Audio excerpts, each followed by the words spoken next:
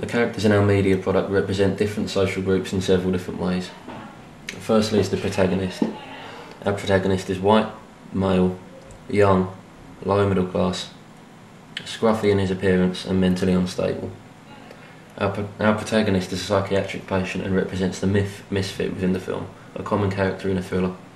His mental condition shows a representation of disability, whilst his middle class accent and scruffy attire represents a typical everyman that gets dragged into a situation despite being an ordinary person.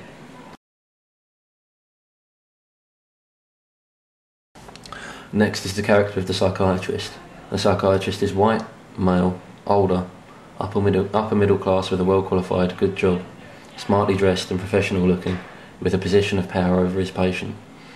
The psychiatrist is a representative of the upper middle class professional, with a smart attire, a highly qualified job.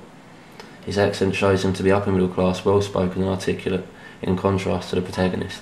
He shows no sign of disability and his age suggests him to be wiser than the protagonist.